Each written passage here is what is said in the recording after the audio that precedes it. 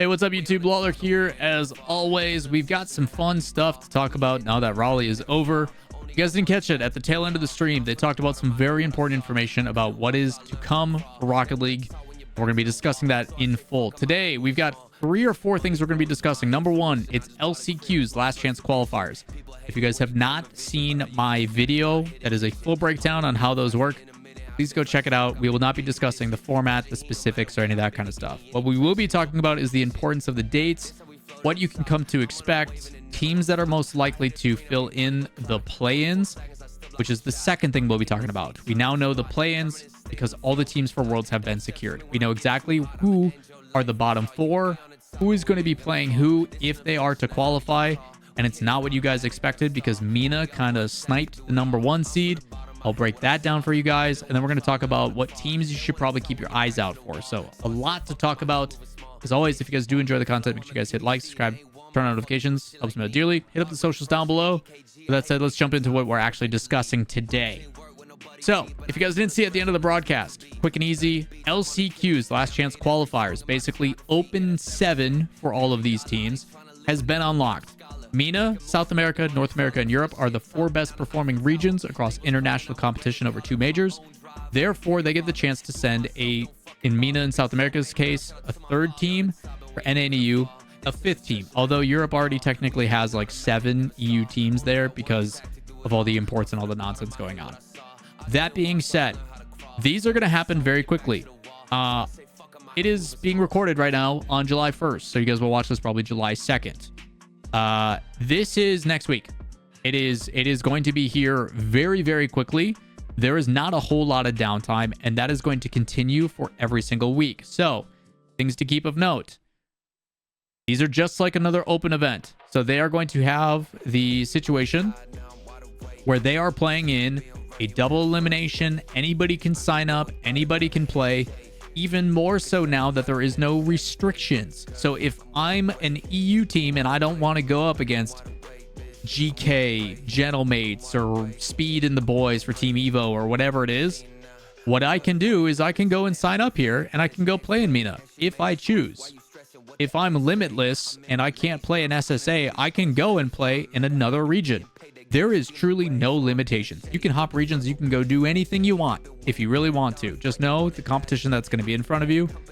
Don't really like that, but it is what it is. So this portion, the first weekend, I don't know why I said that very southern. Portion. This portion down here. Anyway, this is going to be double elimination. 1,000 people sign up, down to 192, down to 32. Once we get our top 32, they go through Swiss like they always do. We get our top 16. That'll be the following weekend, which is when this will start. When that is going down on that weekend, we'll then see South America start their open qualifiers. Until they get down to 32, then they will do their Swiss into top 16. When they're getting into their top 16, North America is going to do their qualifiers, so on and so forth. So outside of this week being off, as of next weekend, we now have another 4 to 5 non-stop weeks of qualifications and teams fighting for 1 spot for their region to go to the World Championship. Winner take all. If you win your qualifier, you get a free trip to Lyon to compete at the World Championship. Pretty nuts. Again, in order. MENA, then South America, then North America, then Europe. I assume they order them this way for 2 reasons. 1, strength of competition. Most important, most pressure at the tail end.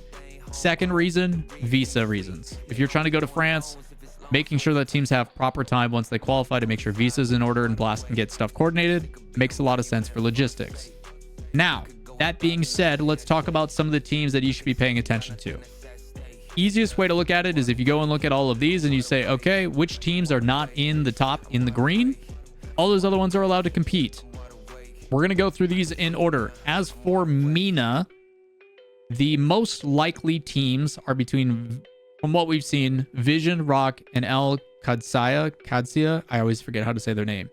If I'm a betting person, I've seen biggest peaks out of Rock. Rock has looked pretty dang solid. Team Vision does have some more familiar names that people probably know, like Mawson, Talam, and SMW, but Rock has been the better team. Twiz and Abdullah have been seemingly figuring out. Ghazi's no joke either. So Team Rock is a very good opportunity. This team is no longer the really, really young squad of Dr. Known, Ops, and Dush. It is a different team, so people don't get confused by that. That may not be familiar with the MENA roster. But Team Rock has looked solid and has played upset in the past to even teams of the likes of Twisted Minds. On the other side, if we start talking about then the South American region, many people are choosing to believe in Godfidence or Corinthians.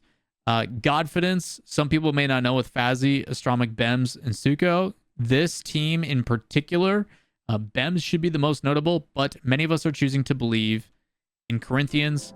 They have recently brought in Raise Bull. Now that Raise Bull is no longer with Complexity, this is a very new addition. Drops and Brad are no joke. A lot of experience, been in the scene for a very long time. So would not be surprised if it is Corinthians that goes and competes for South America. We then jump to EU and NA, and this is where things get a little messy. As for EU, we know Mates, probably the favorite. We saw them perform very, very well on LAN just a few days ago. NIP, and I've told you guys this stat, is 2-9. 2-9 against top 6 teams. Luckily for them, they're all at the World Championship already, except for Mates. So in one best of 7, if they can beat the Mates, they're doing pretty good. What's even crazier to the stat is since Open 2, they are 0-9. They won 2 top 6 matches against K-Corp, and I think I forget the other one off the top of my head. But since that moment, since Open 2, in the 3rd week of January or February, or 1st week of February, whatever it was, they are 0-9 against top 6 teams. And now it's going to come down to what I assume is one match. One best of 7. That's all they got to do, and they can make Worlds and steal the spot from Gentlemates, which would be crazy. It is going to be a lot of high pressure. The other thing to talk about, and this leads us both directly into North America, is that Complexity looks like they're sticking. Looks like the guys are going to be playing from Texas. Right now, CRR is still in Spain, but I assume they are going to start doing practices and everything else. But Complexity, very likely to still play North America. It is basically their LCQ to lose. They are the favorites. I don't foresee other teams outside of them, and maybe Shopify and maybe some surprises here and there, to be competitive. But Complexity is probably the favorite in the public light. Team Evo is in Europe. Speed came in earlier. I've also updated the roster document. Speed has said, hey, it is like 95% likely that we're not going to be back in time in NA for schooling. So we're likely playing in Europe. It's going to be me, Arju, and one other, whoever we can pick up. So they're probably going to be playing in Europe and trying to play upset here. 9 Lives. I haven't seen Chicago in any scrims. I think he's retiring. So the team's disbanded. Deleted. Who knows what's happening with Andy and Gyro. Strictly Business. Same situation as Team Evo. Shopify Rebellion. Likely making a change. Parth out. It's either Wavy or Evo. My guess is it's Wavy. Pirates on a Boat. Hockey, Creams, 5-Up. Who knows if they're sticking together. The Boys. Are they even playing Rocket League? Schnitzel House. Maybe staying the same. Like, there is a lot of open-ended opportunity here for North America. Was up, Lawler. Was Up is another team that potentially could be playing. I'm just saying that NA is wide open. If I had to bet, and we talked about this in stream earlier, your 3 options are Complexity, new Shopify Rebellion with what we assume is going to be Wavy or Evo. My bet's Wavy. And then whatever 5-Up is on, whether it be Pirates on a Boat or otherwise. So that's your 3 teams. We'll see how the bracket plays out, which then leads us into the conversation of the importance of doing well. Obviously, you want to win, but when you're telling me you are playing in an open qualifier and the biggest competition in your way is gone, which now says we're the top seeds, we're the favorites, I've got to win 1 or 2 matches. You're talking open qualifiers, gotta be flawless. When you're trying to make it into the top 32, you need to dominate. When you get into Swiss, you need to go 3-0 with the high Bukos. Bukos isn't always it's not always up to you. But like, when you're cutting from 32 down to 16, and you're telling me there's maybe 4 teams that are going to be competitive, if you do not go 3-0 and give yourself a seeding advantage, you don't give yourself a guaranteed opportunity to stay ahead, you're doing yourself a disservice. When you go into double elimination in top 16, if you don't go 2-0 and make yourself a guaranteed top 6, high seed, easier matchup, you're doing yourself a disservice. It's a lot of pressure in these formats for what is on the line. So you're telling me that after you go through double elimination, you break down top 32 from Swiss, you get into top 16, you go 2-0. You're now guaranteed top 8, top 6 because you've got an extra life. You have an extra life. You have a high seed, so you have an easier match. You've got to win 3 series. 3. You win 3 series, you go to the World Championship. A lot of pressure. It's a lot of pressure. So hopefully teams are practicing. Hopefully teams are taking it seriously. For us as fans, it's going to be pretty damn entertaining. So that is what the next 5 weeks look like. If you guys would like a visual of things, the other thing to pay attention to is after we find out what our teams are through those matches, we do have the play-ins. Because we do know the 4 teams that have been bumped to the low seeds, we have them accordingly. Gen G, Foot, Virtus Pro, and TSM. Now, something to take of note that is on this page is because MENA did so dang well in Raleigh with a first place and a top 6 victory with Twisted Minds, they've actually been the best performing region across both international events, so they get the #1 seed. So the 3rd team that MENA sends from their LCQ will be the 1 seed, based upon the way I understand it, and will be playing up against Foot. As for Europe will be playing the 2 seed, which is here, so they will go up against TSM. So whether it be maybe Team Evo comes and plays massive upset, shoutouts to Speed, maybe it'll be, Gentlemates, maybe it'll be NIP, but they're probably going to play TSM. NA, very likely going to be playing Virtus Pro, and then you have Sam, Corinthians, whoever we go with, will be playing Gen G. Winner goes on, they play each other. Winner goes into the top 16 double elimination round at Worlds.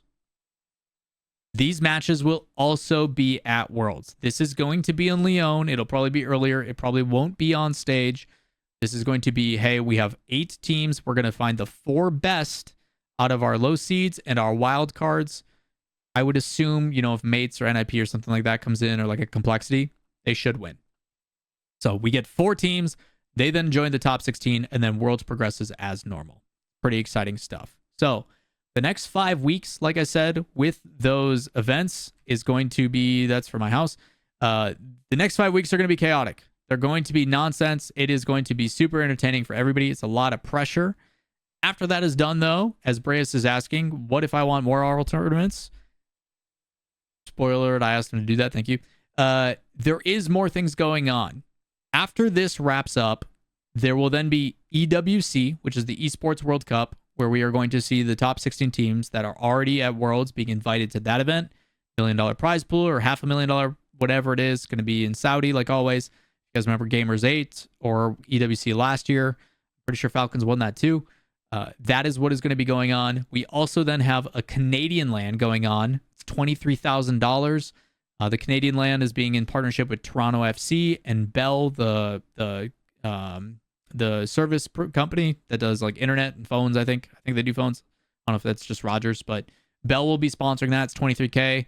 Rules state that you have to have 2/3 Canadian, 1 non-Canadian. So for players like JNaps, Squishy, Talk, Sosa, if he comes back home, things like that, good chance for some teams to kind of come together and get some free money. So pretty crazy stuff. And then after all of that is said and done, we have a couple more weeks off and then the World Championship in September. So there is a lot of Rocket League to see and pay attention to still. Outside of that as well, we still have a 10-year anniversary to celebrate. That'll be on the 7th, next week, Monday. Who knows if we'll get anything with that. So a lot of stuff still through the season. A lot of things to look forward to. Hopefully this is a good update. I know a lot of you guys are just like, oh, LCQ information. That's easy. A lot to know. There's a lot of stuff going on. If you guys have additional questions, let me know in the comments down below. Stop by the stream if you do have additional ones. And while you're down there, as always, drop follows, hit subscribe, turn notifications, helps me out immensely. I think we got everything. Either way, that's going to do it for today's video. Shoutouts to everybody in Twitch coming and hanging out with us. Feel free to join us live on stream if you guys want as well. I'm out of here. Peace.